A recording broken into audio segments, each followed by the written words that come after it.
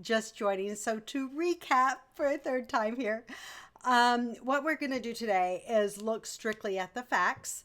And next week, we will be going through more of the theology and the implications from this study. But right now, I just want to have the facts as we go through this information. So I am going to skedaddle out of here. So, whoops. Okay, there I am. So, again, and we are back into the book now. The prequels are kind of over, and we're actually into the source material in YHWH Exists Volume 1. So let's go to our first thing. Again, the basis of this class is going to be the YHWH's covenant of mercy. And this defines the extent of YHWH's grace and the termination or the outer limit of his mercy to people. So that if somebody sins in one generation, he doesn't require the sins of that particular person or that particular family in one generation. Rather, his mercy extends to 3 to 4 generations before that debt, if you want to call it, comes due. And specifically today, we're going to be looking at the concept of blood guilt, because blood guilt is something that is totally different, and the law treats it totally different from all other crimes. So last week, we looked at case studies in Eli's refusal to correct his children, but it was really more of his refusal to remove them from office, because when he allowed them to stay in office, they abused their power, but it dishonored the name of YHWH. Remember, the priests served as emissaries, as ambassadors, representing YHWH to the congregation of Israel. And when they misappropriated their office, when they stole from the people, when they stole from other priests, it really dishonored YHWH before the eyes of the people. The other case that we looked at was Joab's murder of Abner. Now, in this case, as we saw, this was not a blood guilt that was passed on to Joab's children, because King Solomon expunged that murder. In other words, he made the person who committed the crime, he made that crime fall on his own head. And he did not go down to the grave in peace, but rather he was brought down prematurely. And it kind of stays as like a stain on your record, the fact that, you were actually put to death for someone's murder.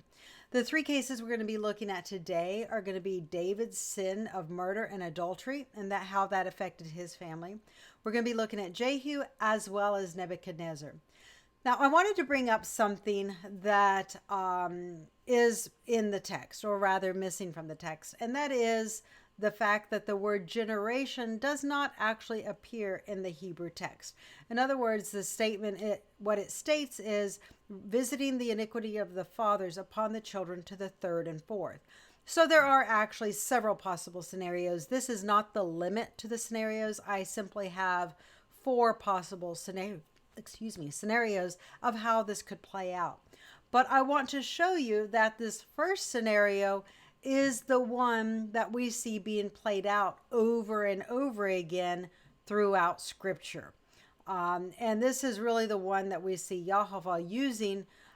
We don't really see the 2nd, 3rd, and 4th scenarios playing out, except for when a person chooses to do wicked. So maybe child 1 chooses to act as God, and he kills his brothers and sisters.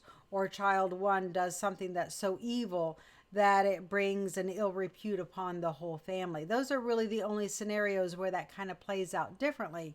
But that's not necessarily seen as YHWH's judgment. Rather, it's seen as someone taking an overt action that goes against, natural law. It goes against natural laws of justice, and certainly against YHWH's covenant. So while the expiration or limit of YHWH's mercy could be applied in a variety of ways, what we see in many of the examples in Scripture is that Jehovah's judgment falls upon the third and fourth generation that continues to despise Jehovah and forsake his commandments. And that's what we're going to be looking at today. So Eli's just a very quick recap of last week's teaching. Eli was righteous, but he died prematurely. Phineas was wicked. He was killed in war. Hatub lived his life. It may have been a natural life. He may have been killed when Saul slaughtered all the priests at Nob. We're not told, so that's up in the air. Ahimelech sinned by sharing the holy bread with David, and he was killed by King Saul. Abiathar, he escaped Saul's sword, but he did not offer David any counsel in moving the ark from Abinadab's house to Jerusalem. And then he later rebelled in the latter part of his life after being a very faithful companion to David. He rebelled by following Adonijah, and Solomon removed him from being a priest. And it appears it wasn't just he that was removed from being a priest, it was also his children. So that this is what was fulfilled in the prophecy against him, whereby he and his children were removed from the priesthood. So reiterating again this concept of blood guilt, and the reason I'm bringing us back to this again, I know I come back to it week after week, but I really want you, to be very, very solid in it. But we're also going to see how Deuteronomy treats this concept within the parameters and the different statutes that it establishes for dealing with murder right there in Moab before Israel enters the promised land. So the biggest key to biggest takeaway from this is that Israel could take no payment. There could be no payoffs for the life of a murderer. If someone committed premeditated murder, there was no get out of jail card. That person was to be put to death. It was to be this eye for an eye, tooth for a tooth justice, so that the land did not slip into iniquity where people turned a blind eye when murder occurred and they just went on their merry life as though nothing had happened. Rather, the death of anyone should have been a solemn occasion that kind of, how we've shut down with the COVID thing because of the threat to an imminent threat to our society, that where people might catch something very contagious. It was that same concept with blood guilt. If an innocent blood had been shed, the ground cried out for mercy. It cried out for justice. And it was all of society's responsibility. They kind of came together to find the murderer and to expunge that blood guilt from their land, because it really, as we will see, it became something that affected the community collectively and not just the individual when the blood guilt was not expunged. So again, the only way for it to be expunged was by the hand of him who shed it. And when that was not expunged, that debt basically remained there where the children were concerned to the third and fourth generations. Now we're going to look at Deuteronomy. So in Deuteronomy, and I am going to go ahead and read this, you have several things in Deuteronomy whereby this concept is reiterated. And if you guys will, just give me a sound check again. Let me know if we are doing well. And hold on real quick. Hey, is this Yaakov? Hey, it's no good. Okay, I lost you guys again. Okay, thank you.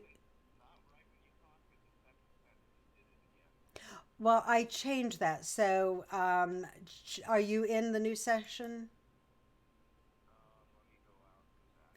Okay, yeah, try it. Okay, they're telling me the sound is good.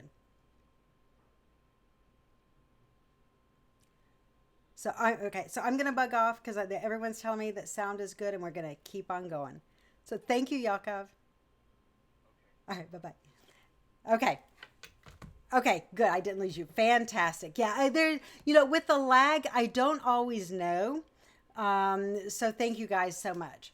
So I am gonna read this this text from Deuteronomy, because we get this concept of blood guilt is really expanded, and it shows the relationship between justice and the land, which something that you guys may remember delves into Second Chronicles 7:14, which is interesting because in Second Chronicles 7:14, Jehovah doesn't state that he's going to heal people. He states he's going to heal the land. So the land plays a very important role in all of this. So this is what Jehovah tells Israel. If you will keep all these commandments to do them, which I command you this day, to love Jehovah your God, to walk ever in his ways, then he will add to you 3 cities more, beside these 3 cities, that innocent blood be not shed in your land, which Jehovah your God gives you for an inheritance, and blood be upon you. Notice this idea of blood being upon you. This is the concept of blood guilt, so that the land does not bear blood guilt, so that the people do not bear blood guilt. But if any man hate his neighbor, and lie in wait for him, and rise up against him, and smite him mortally that he die, and flees to one of these cities, then the elders of this city shall send and fetch him there, and deliver him into the hand of the avenger of blood, that he may die. Now remember, last week we looked at all of the reforms that Jehovah had made to this avenger of blood system, where you had the near kinsman redeemer, where a family member was killed out of injustice, and it was up to that family member to make an atonement so as to keep, to honor that family member and to seek justice on his behalf. So this is really the one instance where a kinsman redeemer was able to administer justice. But again, he couldn't act on his own. It had to go through the judges and the court system in order for a person to have the honor or that right to avenge the death of a near kinsman. So continuing to this last verse now. Your eye shall not pity him, but you shall put away the guilt of innocent blood from Israel, that it may go well with you. So again, this concept of blood guilt, this concept of innocent blood. And what we are specifically studying in this class is what happens when that blood guilt is not rectified, when it is not atoned, and it is inherited by a household. So blood guilt and society. This in Deuteronomy 21, Jehovah comes back to this. This particular case is where a person has been found murdered. No one knows who committed the crime. They don't have evidence. And if you will recall, anciently they didn't have all the forensic scientific evidence and modalities that we have today, whereby we can research it and we can find perhaps the guilty party. So this is what Deuteronomy 21 states: when you have a murder victim and you do not know who committed the crime. And all the elders of that city that are near to the slain man shall wash their hands over the heifer that is beheaded in the valley. And they shall answer and say, our hands have not shed this blood, neither have our eyes seen it. Be merciful, O Jehovah, to your people Israel, whom you have redeemed. Lay not the innocent blood to your people Israel's charge, and the blood shall be forgiving them.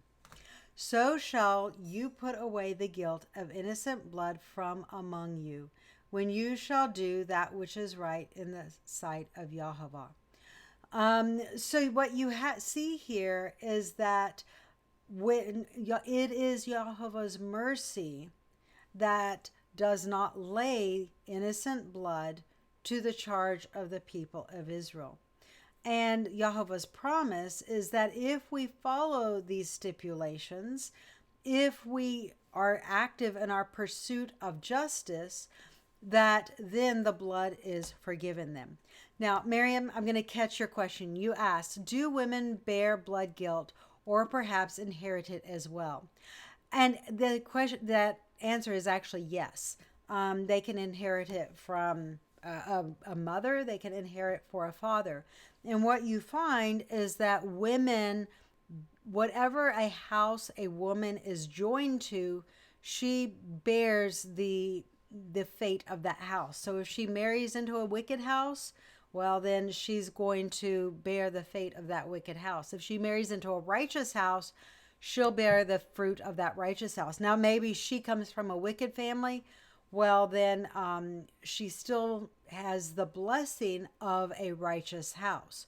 Now, we actually see this in the house of David, where Athaliah marries into David's sure house, and she brings this very cursed line of Ahab into David's sure house, and it really perverts David's lineage, because this identity that they had as far as Israelites, as far as Judeans who identified with Torah and with David, rather now they kind of are torn between this identity, between this sure house of David and Ahab's house. And you see this in the children, because there are many generations where they choose, and again, it's always a personal choice, but these children choose to do wickedly based on how Athaliah, their mother, had raised them and the inheritance that they have gained from her.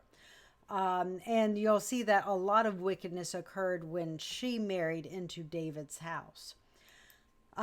So we're going to just reiterate let me go back to this slide. So notice how these concepts, and let me know, Miriam, as to whether or not that answered your question or not, and we can come back to it again a little bit later.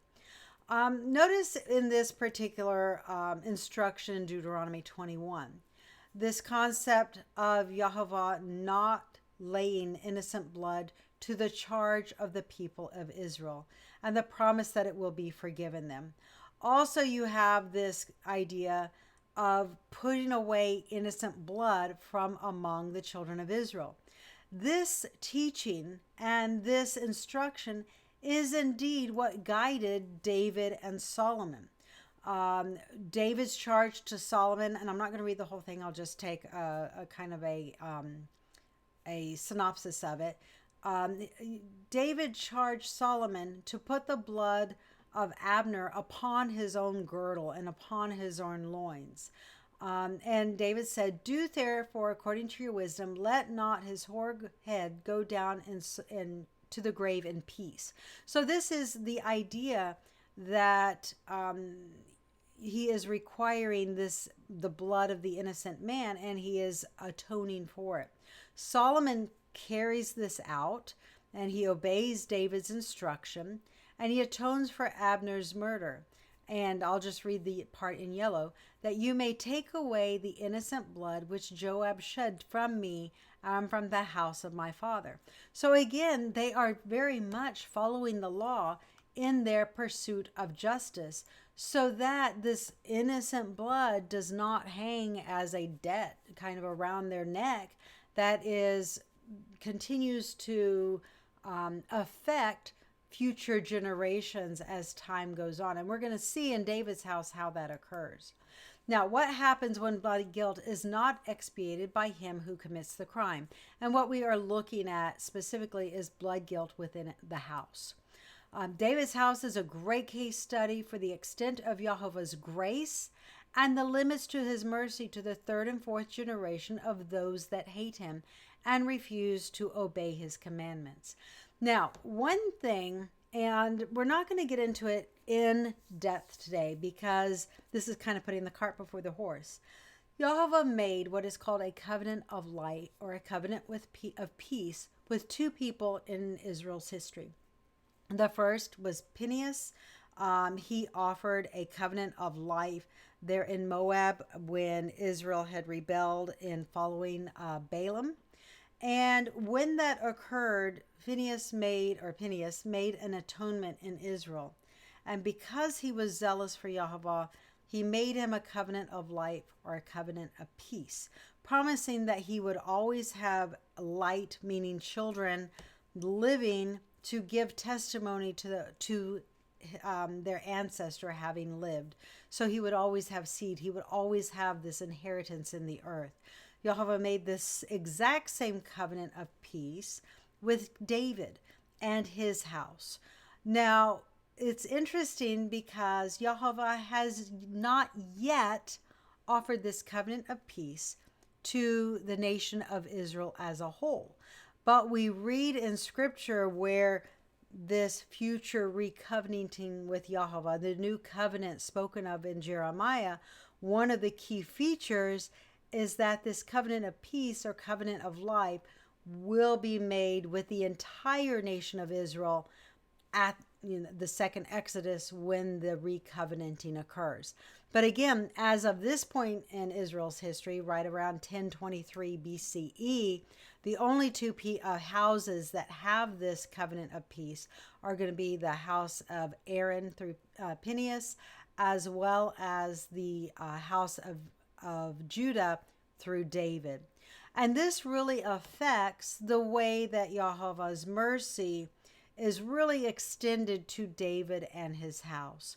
And I'm just going to go ahead and read this covenant of peace that Jehovah offered to David.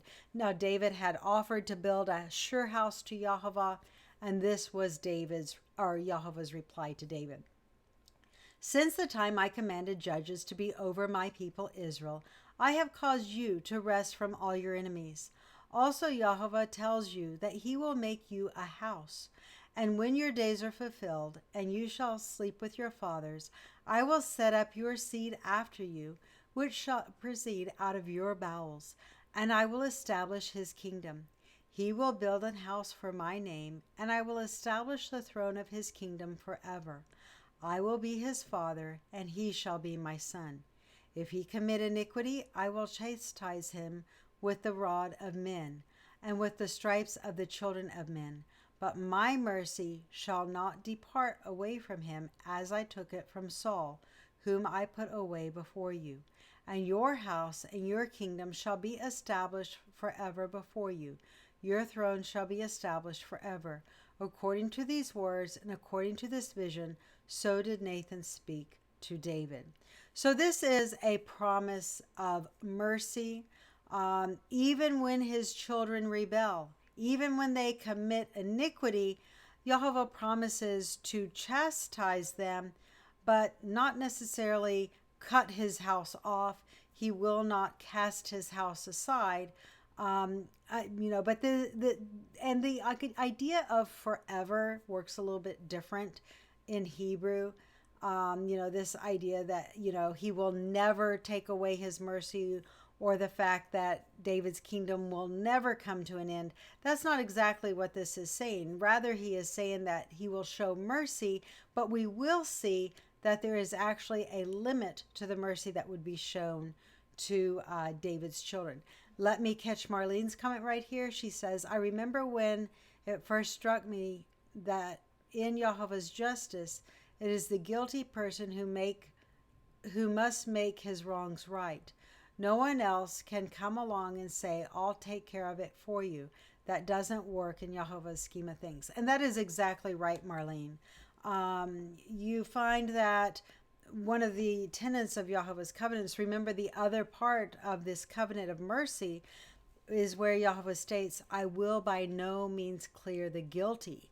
And that is part of the essential character of Jehovah, is that he does not clear the guilty. He holds each man accountable. And I know growing up, I was taught to see that as very harsh and oppressive and something that was very hard. But when you see how it works and the grace and the mercy that balances this concept of justice, it keeps us sane. It keeps us walking in a right way, where we do not go down out in left field and end up somewhere totally different. And it really keeps us in a position whereby we can love without reserve. You have reserve when there is injustice. You have reserve when the mercy and the grace are really exploited. And when it is not exploited, when everything is kept in a system of checks and balances, you can then love without holding back. So coming back to this covenant of peace, whereby Yahovah promises to punish or to chastise David's children in measure. This is also affected by David's actions himself.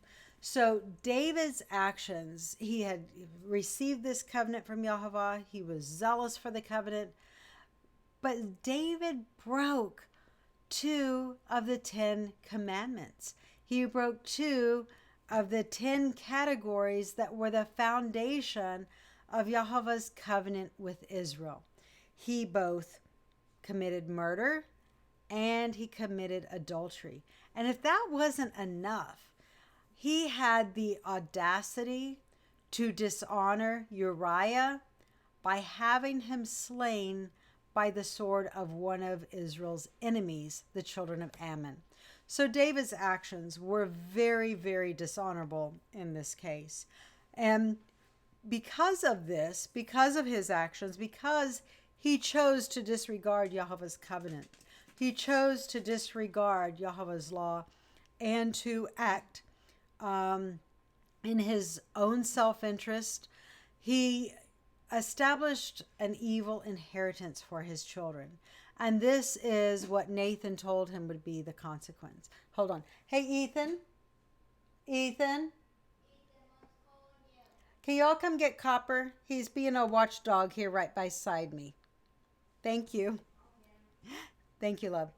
So this is what Nathan told David would be the consequence of his breaking and violating of Yahovah's covenant. Thus says Yahovah, behold, I will raise up evil against you out of your own house, and I will take your wives before your eyes and give them to your neighbor, and he shall lie with your wives in the sight of the sun. For you did it secretly, but I will do this whole thing before the sun. The other thing that he is told, and I'm sorry, I did not, I meant to have this on this slide, but I overlooked it. The other thing that Nathan tells David is that the sword will never depart from David's house. And that is really the part that plays into what we are going to see today. If you guys will go look it up, we did indeed cover this last week. But Nathan says that the sword will always be in David's house and that it will always affect his children. So what we are going to look at is how this plays out in history. And as we look through this particular case study of David's house, I'll ask these questions as we go through this. Number 1, does God judge or put the righteous to death? Number 2, who is judged in the 3rd and 4th generations? Number 3, how does God hold houses responsible for their own family's blood guilt? So that is what we are going to be looking at today. So God's mercy to the house of David extended for 18 generations. It spanned 436 years. Marlene, I'll come back to this, to your question afterwards because I want to get through this, and but it's a great question. So David's house, mercy to the 3rd and 4th generation. What I wanted to show you here is how this ebb and flow of righteous, unrighteous, wicked generations plays out in the history of David. So first of all, we have David, who is this righteous patriarch. He kind of sets the tone for his house, even though he sinned through murder and adultery. His son Solomon is righteous, but he turns to other gods later in his life. Notice there's no judgment of Yahovah for David or Solomon because there is mercy. Rehoboam is also unrighteous. There is no judgment. You have the 3rd generation, Abijam. He is also unrighteous, still no judgment from Yahovah. Then you have Asa, who is righteous, Jehoshaphat, who is righteous. So then you find that this whole process has kind of started over again. There never reaches this terminus of 4 wicked generations in a row. And really, Solomon's righteousness, that mattered. So then we begin again. Jehoram marries Ahab's daughter Athaliah, who we mentioned before. And this marriage really brought a root of wickedness into David's house, and it negatively affected David's children for many years to come. Jehoram, he was so wicked that he murdered and slaughtered all of his brothers. Now, many of his brothers were probably righteous, they were likely innocent. This is not viewed as a judgment from YHWH, because this is a man acting as Elohim, putting himself in the place of God and executing genocide unmercifully. So he takes it upon himself to kill his own brothers because he chooses to be wicked. Then we have Ahaziah, Ahab's grandson through Athaliah, and David's offspring. He is also unrighteous, and he is actually killed by Jehu. So there is some judgment of God there. And then you have Joash, the boy king. So he is righteous, but then after the priest who raises him after Jehoiada's death, there is a coup and he is slain. So you have both Ahaziah, and I should have put slain here with Ahaziah, I did not, but both Ahaziah as well as Joash are slain. Then you have Amaziah. He is righteous, but he turned and, whoops, there is a 1 right here. I meant to move that. Sorry, guys. He is righteous, but he turns. There is a conspiracy against him, and he is slain. Then we come to Uzziah.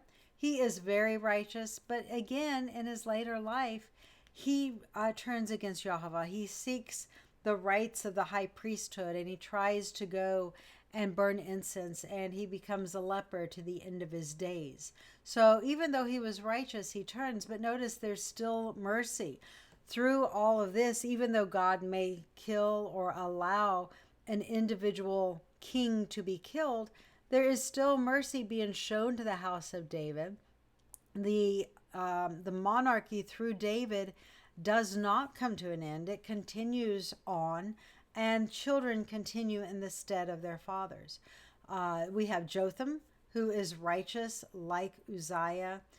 Samaria's sword now begins to threaten David's house. There is civil war during this period of time. And let me find my next slide here.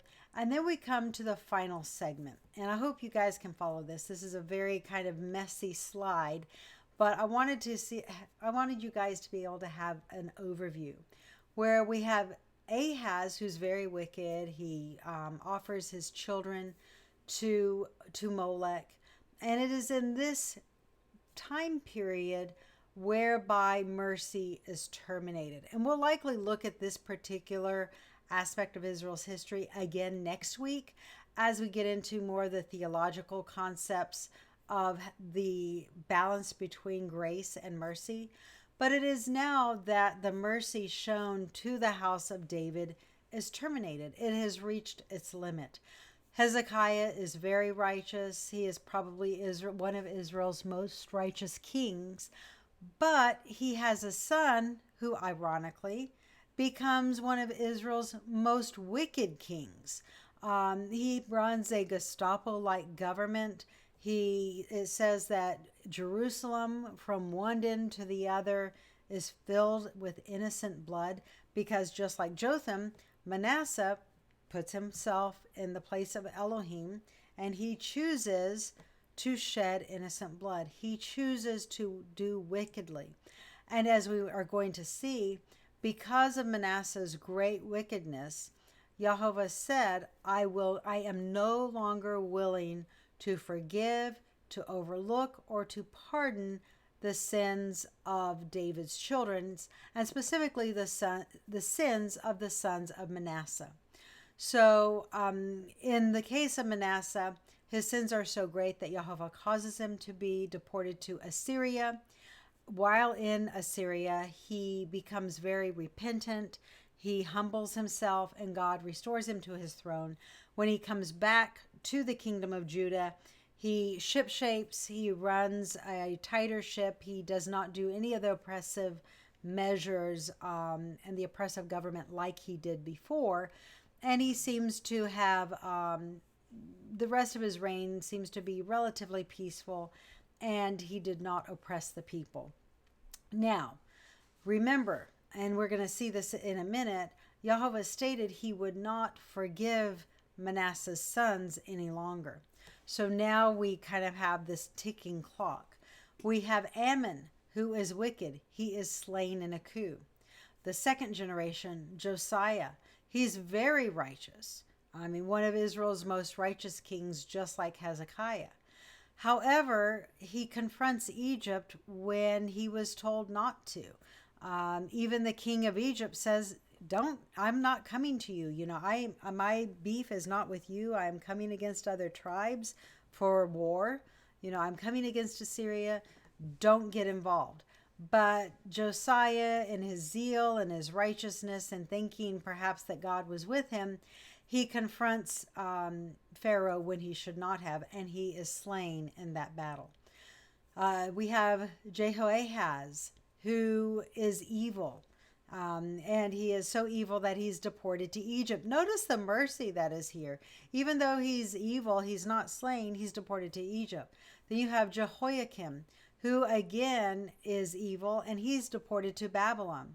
Then you have Zedekiah. Now, before we get to Zedekiah, let's go to Jehoiakim, because he actually reigns before Zedekiah. And he is evil as well, and he is deported to Babylon. So this fourth generation is the terminus, and he's taken to Babylon. And the seed of David continues to live in Babylon, and you will see that in the Second Temple period, it comes back to Jerusalem and to the area of Judea through Zerubbabel.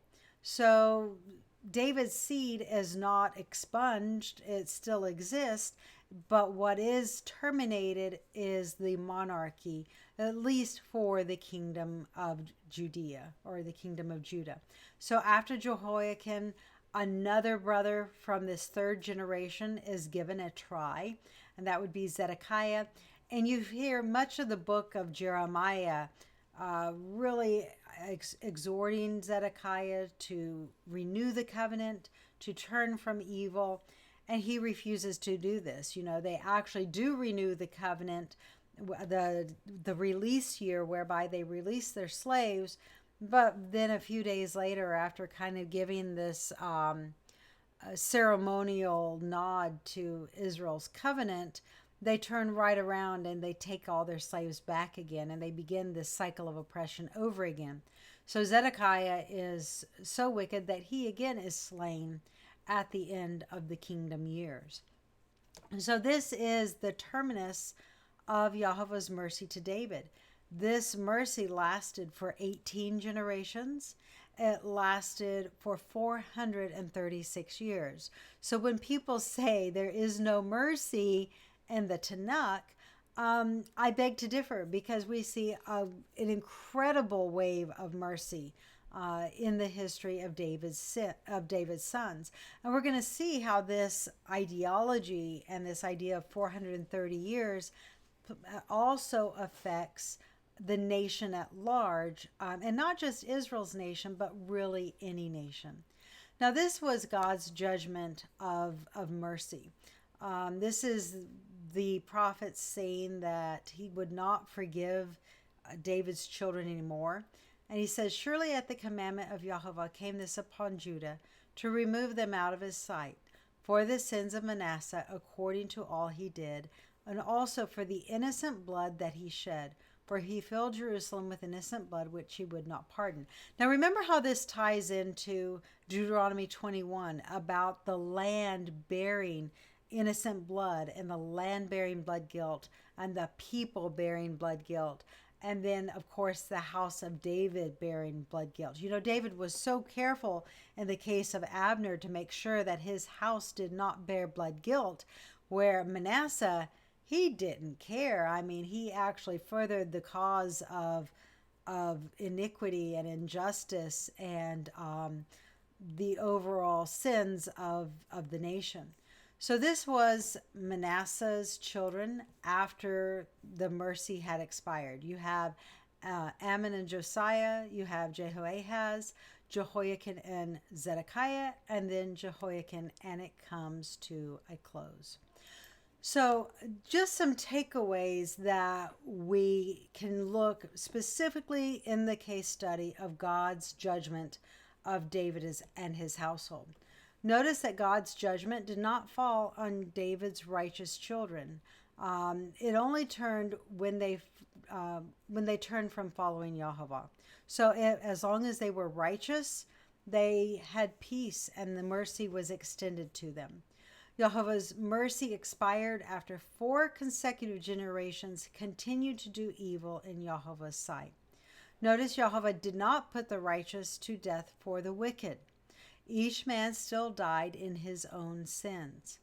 Any killing of the righteous occurred because a person, such as Jehoram or Manasseh, chose to do evil, not because it was God's judgment. I mean, each person has the ability to choose for themselves. And when a person chooses to do wicked and chooses to do evil, that does indeed affect other people. But that is not Yahweh's judgment doing it. But it is, Yahweh does place into the hands of the people the right, the honor to hold the wicked accountable, so that if a king, if a monarch oversteps his boundaries, then it is the people who should rise up against that very oppressive monarch. And that is indeed what you see occur several times in Israel's history. Israel rebelled against Rehoboam because of the oppression that he was going to inflict on Judah. They also rebel against Jotham, and they inaugurate Hezekiah. And there are other times during which Israel, or Judah specifically, rebels against her oppressive kings. And you find that when they do that, they come back to the law a little bit. Every time Israel, and it's funny because Israel's rebellion is not this open rebellion. It's rather the king has digressed from the law. The king has perverted judgment. And Israel's rebellion is always what appears, at least in my studies, to be a reestablishment of the covenant and a recommitting to the covenant. And you find that for a little bit of time, the nation has peace. There's justice that prevails until another king arises and is wicked again. Now, I want to look at other case studies other than just David, because we see this idea of mercy being extended to the 3rd and 4th generation, also in the case of Jehu. And this is in 2 Kings 15:12. It says, "This was the word of Yahweh which he spoke to Jehu, saying, Your son shall sit on the throne of Israel to the 4th generation." And so it came to pass. So Jehu, he did righteously in executing judgment against Ahab's house. Ahab had a very, very wicked house. But none of Jehu's sons ever sanctified the way of Yahweh.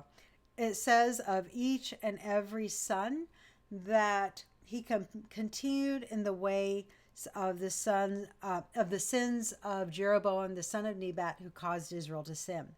So even though Jehoahaz, Jehoash, Jeroboam II, and Zechariah, even though all those kings continued in the ways and the sins of the first Jeroboam I, Israel's first king, even though that occurred, Yahweh still showed mercy up to 4 generations, and he did not require the payment due until that 4th generation, where his mercy expired and judgment fell. So Zechariah only reigned for 6 months, and at the end of the 6 months, he was indeed slain.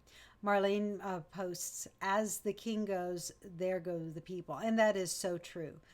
The leader of the nations so often sets the tone of the nation and the direction in which it will go with national policy. This promise is also given to non-Israelites, where we see this idea of mercy to the 3rd generation to Nebuchadnezzar and his children. And this is what Jeremiah states. Now I will hand all the countries over to my servant Nebuchadnezzar, king of Babylon. I will make even the wild animals subject to him. All nations will serve him and his son and his grandson until the time of his land comes. Then many nations, great kings, will subjugate him. So it's amazing because this is so accurate.